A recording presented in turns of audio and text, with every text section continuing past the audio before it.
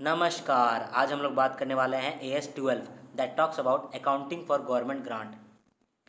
तो सबसे पहले तो ये समझ लेते हैं कि गवर्नमेंट ग्रांट होता क्या है। Government grant assistance in cash और in kind against some conditions from government. जब गवर्नमेंट आपको कोई असिस्टेंस देता है इन कैश और इन काइंड कुछ कंडीशन के पूरे होने पे, तो उसे हम लोग गवर्नमेंट ग्रांट कहते हैं। Government grant can be recognized when conditions relating to grant have been complied and reasonable certainty of collection of government grant। दो conditions क्या क्या हैं? When government grant can be recognized, conditions relating to grant have been complied and reasonable certainty of collection of government grant। Now base पे आते हैं इस chapter का main topic accounting for government grant. इसको चार कैटेगरी से समझते हैं। When grant is for expense, grant for expense और इनकम ग्रांट। यहाँ पर अगर आपको ग्रांट मिलता है तो पीएल में क्रेडिट करते हैं, अगर रिफंड होता है ग्रांट तो पीएल में डेबिट करते हैं। दूसरा बैकवर्ड एरिया ग्रांट और grant for promoter contribution. Backward area grant और ग्रांट फॉर प्रमोटर कंट्रीब्यूशन, इस केस में अगर ग्रांट मिलता है तो कैपिटल रिजर्व में क्रेडिट करते हैं, रिफंड के समय में कैपिटल रिजर्व को डेबिट करते हैं। अब अगला ग्रांट नॉन मॉनेटरी ग्रांट और ग्रांट इन काइंड। अगर आपको कैश नहीं मिला है जबकि आपको ग्रांट मिला है इन काइंड, ओके, आपको फॉर एग्जांपल आपको लैंड मिल गया है, लैंड के बदले में पैसे नहीं मिले हैं, तो उस केस में आप कैपिटल रिजर्व को क्रेडिट करोगे with nominal value.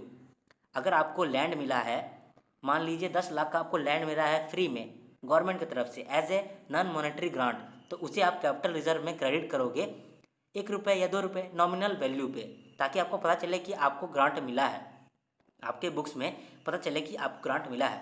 So in case of non monetary grant और ग्रांट इन काइंड मिलने पे कैपिटल रिजर्व को क्रेडिट करना है, रिफंड होने के समय में कैपिटल रिजर्व को डेबिट करना है विथ नॉमिनल वैल्यू। अब बात करते हैं ग्रांट फॉर फिक्स्ड एसेट। इसको दो मेथड से समझते हैं। पहला मेथड है नेट मेथड और डिडक्टिव मेथड। नेट मेथड और डिडक्टिव मेथड में क्या होता है, जब ग्रांट मिलता है तो फिक्स्ड एसेट अकाउंट में क्रेडिट करते हैं और रिफंड के समय में फिक्स्ड एसेट अकाउंट को डेबिट कर देते हैं। नेट मेथड में जब मिलता है ग्रांट तो फिक्स्ड एसेट अकाउंट में क्रेडिट कर देते हैं, रिफंड के समय में फिक्स्ड एसेट अकाउंट को डेबिट कर देते हैं। बट याद रखने वाली बात यहाँ पर यह है कि डेप्रिसिएशन किस पे लगता है।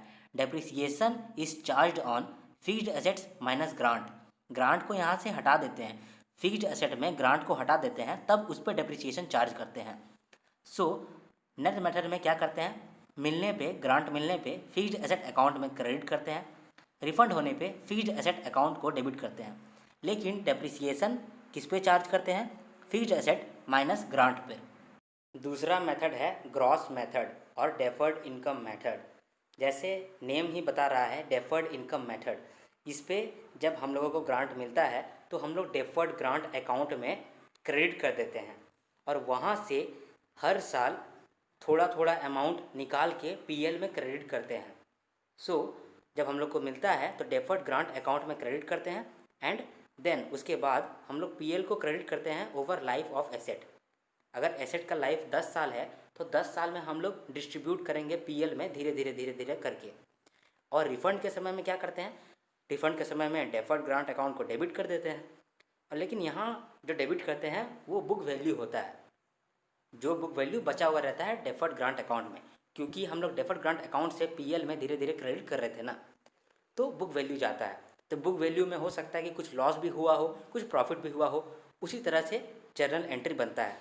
जैसे अगर प्रॉफिट लॉस हुआ है, अगर मान लीजिए लॉस हुआ है, तो हम लोग एंट्री करेंगे deferred grant account debit PNL debit to bank, refund होने के समय में ऑब्वियसली। तो यहाँ पर थ्योरी पोर्शन कॉन्सेप्चुअल पोर्शन खत्म होता है। चलिए इस एग्जाम्पल को देखते हैं। First example, grant for expenses. Grant received for medical welfare of expense to year 1 lakh. Journal होगा bank account debit 1 lakh to PNL account 1 lakh. अब अगर रिफंड होता है लेटर तो क्या होगा, PNL account debit 1 lakh to bank 1 lakh being grant refunded. Second example is grant for backward area development promoter grant 1 lakh. मिलने पे bank account debit 1 lakh to capital reserve account 1,00,000 being grant received. Refund होने पे capital reserve account debit 1,00,000 to bank 1,00,000 being grant refunded. तीसरा example है non monetary grant in kind received assets as grant. मिलने पे asset account debit 1 रुपये to capital reserve 1 रुपये being grant received. Refund होने पे कैपिटल रिजर्व डेबिट 1 रुपये to assets 1 रुपये बीइंग ग्रांट रिफंडेड। अब बात करते हैं ग्रांट फॉर फिक्स्ड एसेट्स। दोनों मेथड का एग्जाम्पल एक एक करके देखते हैं। तो सबसे पहला एग्जाम्पल आता है नेट मेथड डिडक्टिव मेथड। ये एग्जाम्पल को देखिए। ग्रांट फॉर मशीन 1,00,000, मशीन खरीदे हैं 10,00,000 का, लाइफ है 10 years, after end of 3rd year grant was refunded. Journalise as per net method.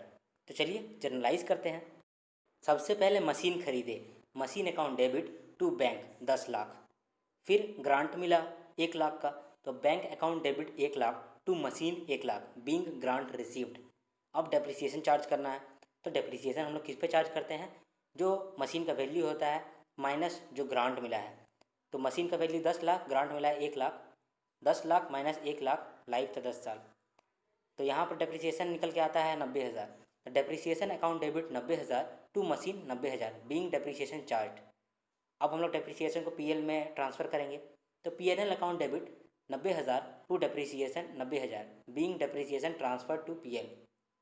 दूसरा साल depreciation account debit 90,000 to machine 90,000, PNL account debit 90,000 to depreciation 90,000। अब तीसरा साल depreciation account debit 90,000 to machine 90,000, PNL account debit 90,000 to depreciation 90,000। 4th year, 3rd year के बाद तो grant refund हो रहा था, तो 4th ईयर में रिफंड के समय में क्या करेंगे, machine account debit 1,00,000 to bank 1,00,000। क्योंकि नेट मेथड में हम लोग क्या करते थे, हम लोग जब ग्रांट मिलता था तब भी मशीन अकाउंट को क्रेडिट करते थे और रिफंड के समय में मशीन को डेबिट कर देते थे, यानी एसेट को डेबिट कर देते थे। वही यहाँ पर भी किए हैं। रिफंड के समय में machine account debit 1,00,000 to bank 1,00,000 being grant refunded. अब इस साल का डेप्रिसिएशन कैसे निकलेगा, यहाँ देखिए। सबसे पहले 11,00,000 का हम लोगों का एसेट हो गया था, क्योंकि 10,00,000 का हम लोगों ने मशीन खरीदा था, 1,00,000 का हम लोगों को ग्रांट मिला था। अब हम लोगों ने डेप्रिसिएशन चार्ज किया है 90,000 90,000 90,000 3 साल के लिए, यानी 2,70,000 डेप्रिसिएशन चार्ज कर दिया है। तो 11,00,000 माइनस 2,70,000 तो 8,30,000 आता है बुक वैल्यू। अब ग्रांट रिफंड हो गया तो ग्रांट को लेस करना पड़ेगा, तो 1,00,000 ग्रांट लेस कर दिए, तब बुक वैल्यू आया 7,30,000 और अभी लाइफ रिमेनिंग है 7 साल। तो बुक वैल्यू है 7,30,000, लाइफ रिमेनिंग है 7 साल। तो उस हिसाब से डेप्रिसिएशन अब हम लोग का निकलता है 1,04,285। तो यहाँ पर हम लोग डेप्रिसिएशन कैलकुलेट करते हैं। Depreciation account debit 1,04,285 to machine 1,04,285। फिर हम लोग इसी तरह को पीएनएल में ट्रांसफ़र कर देते हैं। अब हम लोग बात करते हैं ग्रॉस मेथड या डेफर्ड इनकम मेथड। एग्जाम्पल देखिए, मशीन का वैल्यू है 50,00,000, लाइफ 5 साल, scrap value 5,00,000, refunded after 2 years 7,00,000 refund हो गया। तो सबसे पहले मशीन खरीदेंगे, machine account debit 50,00,000 to bank being machine purchased, फिर ग्रांट मिलेगा, bank account debit 10,00,000 to defer grant account 10,00,000। यहाँ जब मिलता है तो डेफर्ड ग्रांट अकाउंट को क्रेडिट करते हैं, वैसे ही किया यहाँ पर। Bank account debit 10,00,000 to deferred grant account 10,00,000। अब depreciation account debit 9,00,000 to machine 9,00,000। यहाँ 9,00,000 कैसे आया, 50,00,000 माइनस 5,00,000 बाय 5 साल। हम लोगों ने मशीन का बुक वैल्यू लिया, फिर minus scrap value of machine लिया, फिर डिवाइडेड बाय 5 साल जो कि उसका लाइफ है।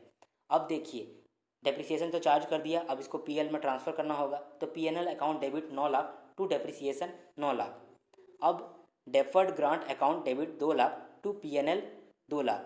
जब हम लोगों ने बात किया था कि डेफर्ड ग्रांट अकाउंट में पहले क्रेडिट करते हैं जब हम लोग को ग्रांट मिलता है, और फिर बात किया था कि साल दर साल हम लोग पीएल को भी क्रेडिट करते जाते हैं।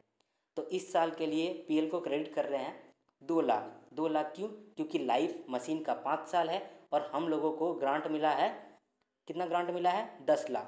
तो 10,00,000 डिवाइडेड बाय 5,00,000, तो हर साल 2-2 लाख करके क्रेडिट करेंगे पीएल में। इस वजह से deferred grant account debit 2,00,000 to PNL 2 lakh. Second year में ऐसे ही करेंगे, पहले डेप्रिसिएशन चार्ज करेंगे, depreciation account debit 9 lakh to machine 9 lakh, फिर इस डेप्रिसिएशन को पीएनएल में भेजेंगे, PNL account debit 9 lakh to depreciation 9 lakh, फिर deferred grant account debit 2 lakh to PNL 2 lakh. अब अगर रिफंड कर रहे हैं 2 साल बाद और 7 लाख में रिफंड हो रहा है, लेकिन हम लोगों ने पीएल में तो क्रेडिट कर दिया है 2 लाख 2 लाख करके 4 लाख, तो हम लोगों के पास book value deferred grant account में कितना है, 6 लाख है, तो डेबिट भी 6 लाख ही करेंगे। तो deferred grant account debit 6 lakh, PNL account debit 1 lakh to bank 7 lakh.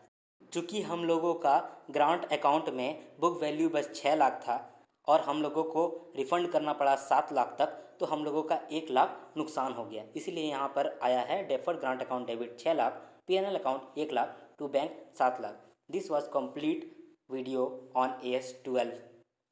धन्यवाद। हमारे चैनल को सब्सक्राइब कर सकते हो आप।